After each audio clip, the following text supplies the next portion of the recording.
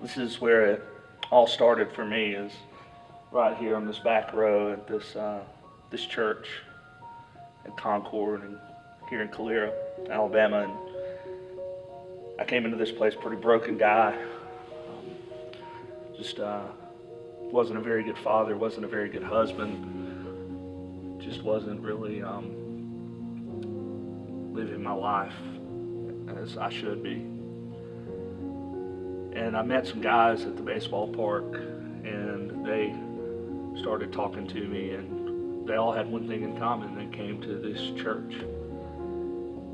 And I saw something in their life that I wanted. They seemed to be good fathers, good husbands. They seemed to be good men, and that's just something I didn't feel I was. So I came here and I sat on this row and I heard the Word of God preached, and nothing happened that day. But I started making relationships with people. People started looking at me in a different way, started accepting me, started caring about me and my family in a way that just really shocked me.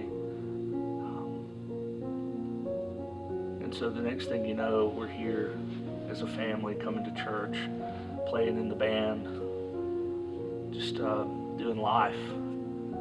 And that's when I heard the call to ministry. And I found everything that I hope to find here in Jesus. And it literally moved me from the back row to getting a little closer and a little closer until I was leaned in, listening to the Word of God, wanting Jesus to speak into my life, asking His forgiveness, needing to be here every day. And it wasn't something that just happened overnight. It was a process. But it took loving people that loved me outside of these four walls first before I came here and found the love that I was really looking for. And I know that I don't look like your average pastor, and I'm not your average pastor. But what I know is that God transformed my life dramatically through a group of people who looked at me and said, you know what, I see something more in him than he sees in himself. And God used those people to just work in my life, do a mighty work in my life. And it was so real. And so from the back row to the pulpit is my story. And all I can say is if you're out there and you're not thinking about church, if you're out there and you're not thinking about community, then you're really missing out. It took me until I was 30 years old. Now I'm 42 years old. It took me until I was 30 years old to finally surrender and start living for God. And if you're out there and you're like that and you're missing something and you're trying to fill it with all this other stuff that this world has to offer, I get it. I was the same way, but you don't have to wait. You see, here at Concord, we want people to be known. We want people to be loved, and we want people to feel as though they belong. Because that's what Christ wants for you. We serve a relational God. He's a God of a second chance. I don't know about you, but I needed a second chance. So at Concord, we exist to introduce people through loving community to one another as we also introduce them to Jesus and help them follow Him.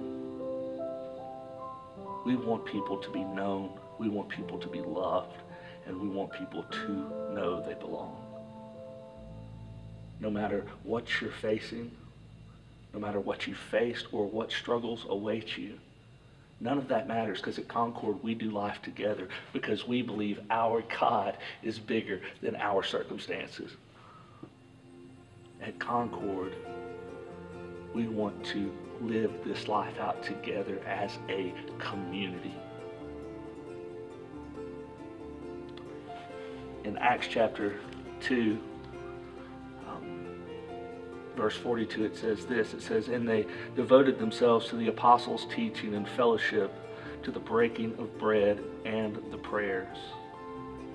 And awe came upon every soul, and many wondrous signs were being done through the apostles. And all who believed were together and had all things in common." You know, I don't know that I had a lot of things in common with the people that drew me here initially, but now we have Christ in common. And when Christ is at the center of your life and at the center of your relationships, that's all you need. That's all things in common. So I don't know where you're at in your journey. I don't know what's going on in your life. But here, in this place, you can be known, you can be loved, and you belong.